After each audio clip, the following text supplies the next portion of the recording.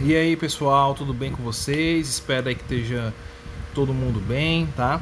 E hoje a gente vai dar continuidade às aulas de radiografia panorâmica, tá certo? E a aula de hoje vai ser sobre a formação da imagem na radiografia panorâmica, tá certo? Eu me chamo Diego Thierres, sou professor de radiologia odontológica e professor aqui do canal Irradiando Odontologia, e hoje a gente vai começar a conversar um pouquinho sobre a formação da imagem.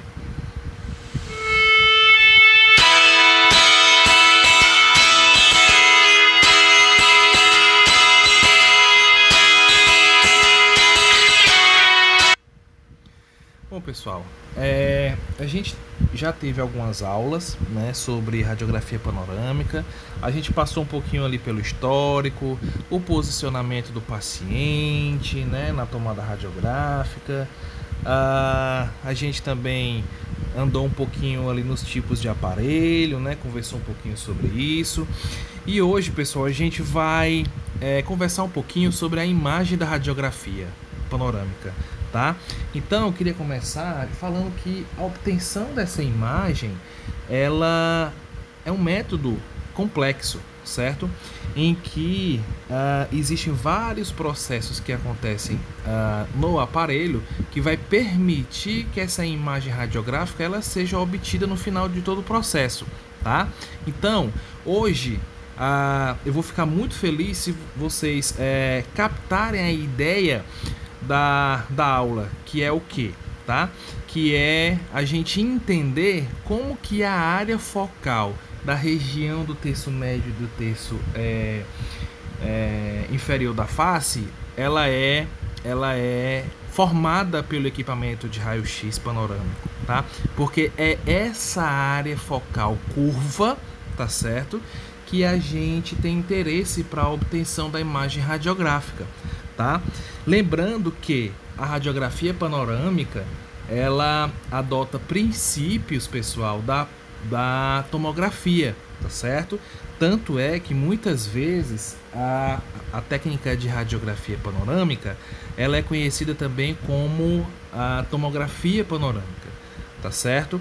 Então, pessoal, a gente tem que entender como que é esse processo de formação da área focal curva ela é formada, tá? Então é importante a gente entender isso.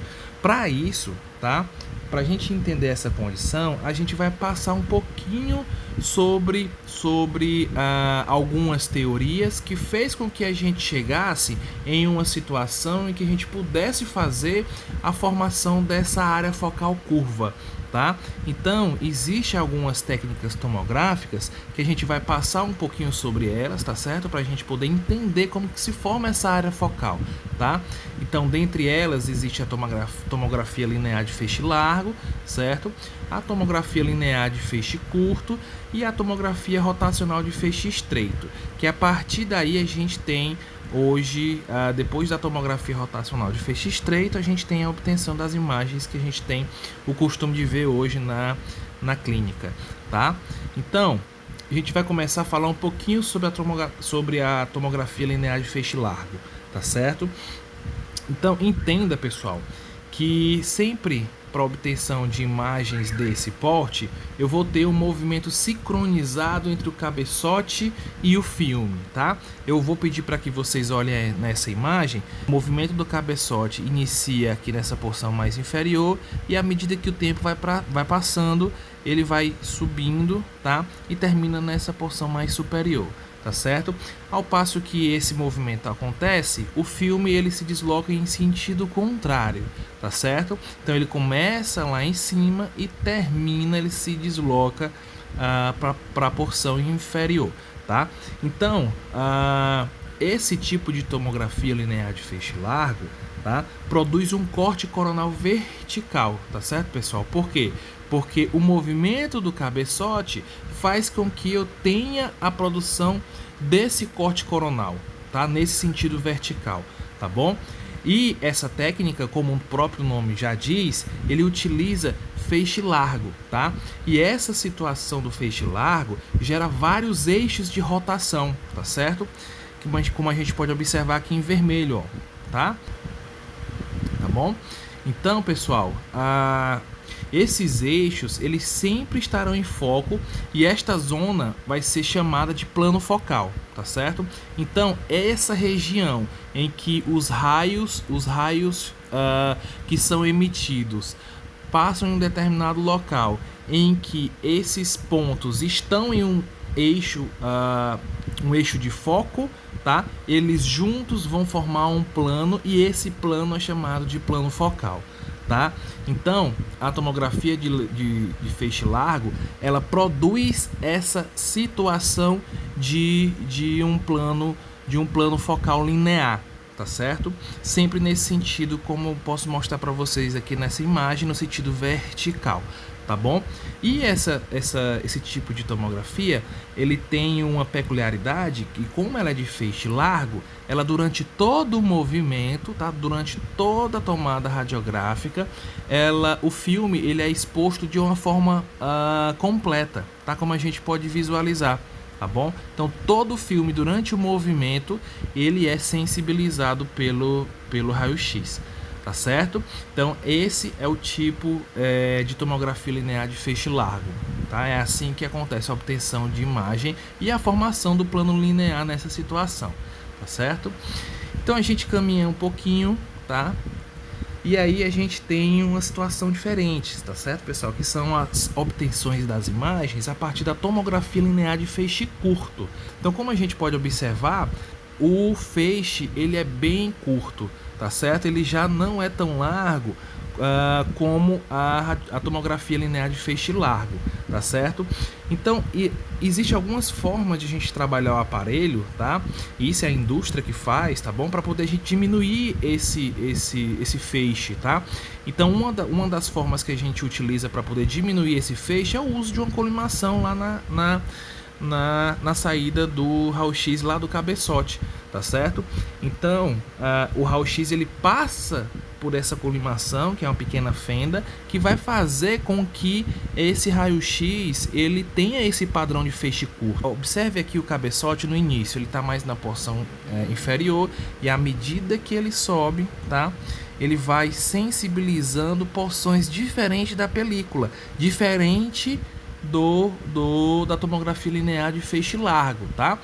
À medida que o cabeçote sobe, o filme ele vai descendo, tá certo? Ele vai descendo, tá? Em sentido oposto, e porções diferentes desse filme, tá? Vão sendo sensibilizados, tá? Diferente lá da tomografia linear de feixe largo, tá bom? Então, pessoal, o chassi, nesse caso, ele deve ser colocado atrás de uma placa protetora de metal. Por quê? Porque quando a gente coloca o chassi levando a exposição livre do cabeçote, a gente tem aquela situação em que toda aquela região ela é sensibilizada pelo feixe de raio-x. Quando a gente coloca uma placa de metal, tá certo? Com uma pequena fenda ali naquela região, tá? A gente garante que só aquela regiãozinha ali onde tem a fenda é o local onde o raio-x vai penetrar. E isso vai permitir que eu tenha passagem de raio-x só naquela região. Então é outro fator que vai somar a situação da colimação inicial do cabeçote, tá certo? Então essa condição do chassi receber uma placa protetora de metal vai permitir que eu tenha realmente essa tomografia linear de feixe curto dessa forma que a gente está falando e está mostrando para vocês, tá? Então aqui eu vou trazer uma imagem só para a gente exemplificar, tá? Como que essa placa ela é colocada no equipamento, tá? Então aqui na seta em roxo a gente pode observar o porta-chassi, tá? Em vermelho, desculpa, a gente vê essa placa de metal na frente do porta-chassi, né? E na seta em amarelo a gente observa essa fenda, tá? Essa fenda é que vai permitir que somente nessa região o raio-x ele passe sensibilizando a minha película no local que eu quero, tá certo? Se eu não tivesse essa placa de metal apontada pela seta vermelha, todo o raio-x emitido pela máquina iria sensibilizar a minha película, tá? Como lá na tomografia linear de feixe largo, tá certo, pessoal? Então, a obtenção da tomografia linear com o feixe curto acontece dessa forma, tá? Então, a gente vai andar um pouquinho para frente e aí a gente vem para tomografia rotacional de feixe estreito, tá certo, pessoal? Então aqui o princípio da imagem, da obtenção de imagem, ele basicamente é o mesmo, tá? Mas só que o sentido de rotação do cabeçote, ele é um pouco diferenciado, porque eu deixo de obter aquela imagem, vou voltar aqui para vocês, aquela imagem do plano focal linear, que vai me trazer imagens no plano coronal, tá? E eu vou fazer agora o movimento do cabeçote no sentido horizontal. Então vamos lá. Na tomografia rotacional de feixe estreito, pessoal, como o próprio nome sugere, tá? É utilizado também o feixe estreito para isso, ou seja, existe a colimação no cabeçote e existe aquela placa de metal protetora, tá certo? Do chassi com aquela pequena fenda. Então, esse processo de feixe estreito é utilizado nessa técnica, tá? Então, os aparelhos eles foram projetados para que o chassi e o cabeçote se movimente nesse plano horizontal, tá certo? Então, nessa condição, como a gente pode ver aqui nessa figura, o chassi e o cabeçote se movimentam em sentidos opostos, tá? Então, nessa condição de movimentação de sentido opostos, tá? A gente dentro do chassi, a gente percebe que o filme, tá? Que o filme ele se movimenta na mesma direção do cabeçote, tá? Então a gente tem dois movimentos importantes nessa tomografia rotacional de feixe estreito, tá? Que é o que? Movimento do chassi em sentido oposto ao do cabeçote e o movimento da película dentro do chassi no mesmo sentido do cabeçote, tá? Então à medida que o chassi vai caminhando para um lado, o filme ele vai se direcionando para o outro no mesmo sentido do cabeçote, tá? Então, o processo de formação de imagem através da tomografia rotacional de feixe estreito acontece nessa condição, tá certo, pessoal? Então, como a gente pode observar aqui, esse método de formação de imagem através da tomografia rotacional de feixe estreito que eu estou mostrando aqui para vocês, ela vai me gerar apenas um eixo de rotação, tá? E essa situação de me apresentar apenas um eixo um eixo de rotação, ela vai me apresentar um plano focal que tem essa situação circunferencial, tá? Como a gente pode observar aqui, como se fosse o desenho da mandíbula, tá? Mas só, pessoal, que a nossa estrutura óssea maxilomandibular não é um semicírculo perfeito, tá? A forma da estrutura óssea maxilomandibular, ela tem uma forma de elipse, tá? Então, para a gente obter uma boa imagem da região de maxila e mandíbula, eu não posso ter um mecanismo de tomografia rotacional de feixe estreito que tenha apenas um eixo de rotação, como esse, tá? Eu preciso de um aparelho que me permita ter pelo menos dois eixos de rotação para que a gente possa fazer um plano focal, tá? Da estrutura, na forma que a gente quer, que no caso é a forma de elipse, né? Para poder trazer maiores detalhes da estrutura óssea maxilomandibular. Tá bom, pessoal? Então, é aquilo que eu falei para vocês, né? O giro do cabeçote acaba sensibilizando locais diferentes da película pelo método do feixe estreito, né? Como a gente já falou. O movimento rotacional simples gera apenas um eixo rotacional, tá certo? Que é no caso aqui que a gente está observando nessa imagem. E a área focal, ela se apresenta na forma de um arco, tá? E aí, gente, a gente vai para a tomografia panorâmica dentária, certo?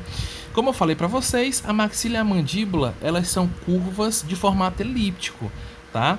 Então, ela tem esse formato semelhante a um formato de ferradura, tá? Que parece muito mais um elipse do que um semicírculo perfeito, tá?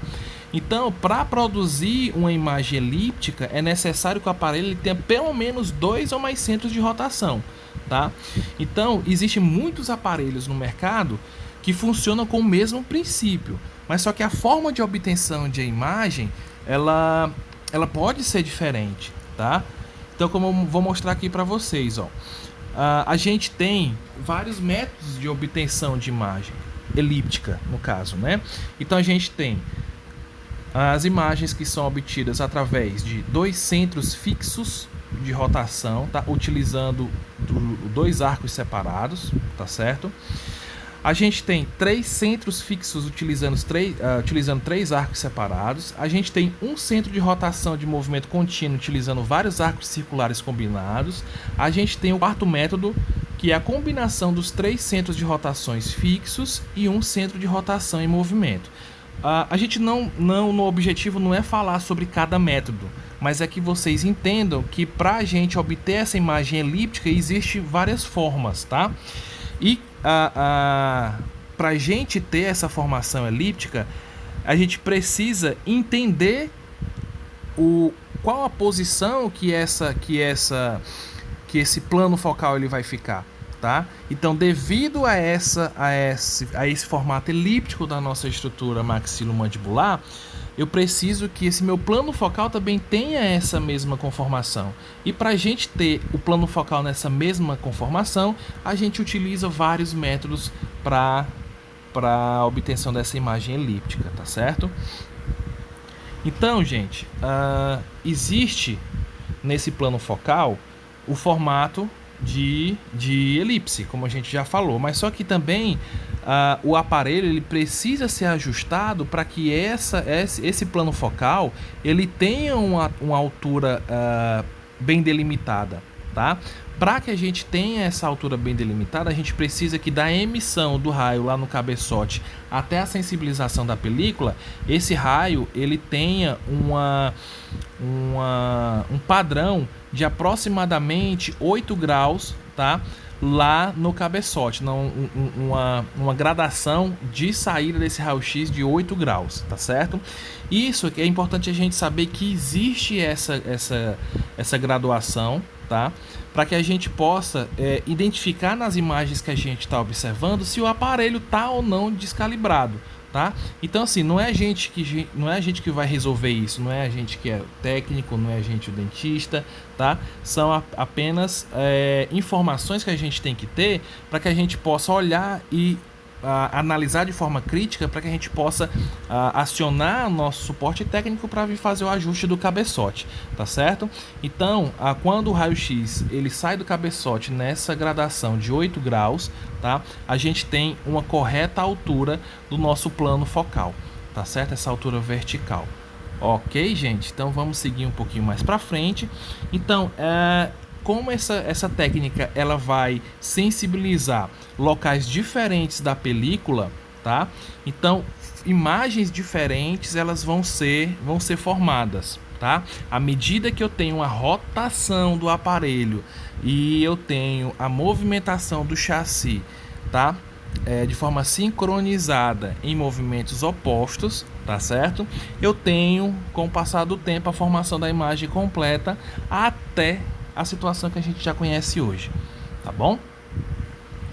Então, gente, é importante o posicionamento do paciente, o correto posicionamento do paciente no equipamento, porque pequenas rotações e mal posicionamentos vão gerar interferências na nossa imagem, tá? Então, como a gente pode observar nessa imagem A e nessa imagem B, tá certo? Então, a gente tem a mandíbula um pouco mais à frente e a mandíbula um pouco mais atrás, tá? Essas condições vão permitir que eu tenha uma perda de nitidez na imagem, tá certo? Então, quando a gente parte para essas figuras C e D, aqui a gente mostra a posição do paciente de forma lateralizada, tá certo? Então o paciente ele não está bem centralizado, ele está com a cabeça virada um pouco mais para a direita ou um pouco mais para a esquerda, tá certo? Então, como a gente já viu nas aulas de radiografia periapical na sala de aula, né? radiografia interproximal, tá? A gente tem que lembrar daquela teoria de objetos mais próximos do filme vão aparecer de forma mais nítida, tá? E objetos mais distantes do filme vão aparecer de forma menos nítida, tá certo? Então, quando o paciente ele faz esse giro da cabeça, tá? Então eu tenho uma porção da mandíbula que está mais próximo da película, tá certo? E eu tenho outra porção da mandíbula que está um pouco mais distante da película, tá certo? Então isso vai me trazer problemas na formação da minha imagem, tá? Por quê? Porque essa posição da mandíbula vai estar em diferentes posições no meu plano focal, tá? Então vamos olhar aqui para a figura C, ó. O paciente ele move a cabeça para o lado esquerdo, tá certo? Então a gente observa que a mandíbula do lado esquerdo está mais próximo do limite anterior do plano focal e do lado direito está mais distante, tá? Então essa região que está mais próximo ao plano focal, ela vai me aparecer de forma mais nítida na imagem, tá certo? E isso vai me trazer um problema na região contralateral, porque além de ficar menos nítida, ela vai ficar com um aspecto maior, tá? Aumentado, tá certo? E da mesma forma acontece quando o paciente ele faz essa giroversão da cabeça aí mesmo plano, né? Mas só que pro lado oposto, tá certo, pessoal? Mas só que a gente tem que saber qual é a prática clínica disso, né? Se eu tiver um paciente que ele tá fora de posição, tá certo? Isso vai ser ruim porque se eu tiver um paciente que esteja em acompanhamento de lesões intraósseas, pessoal, se eu tiver essa pequena movimentação do paciente, que significa dizer que ele está em diferentes posições do meu plano focal, eu posso ter aumentos e diminuições do tamanho da lesão intraóssea, tá certo?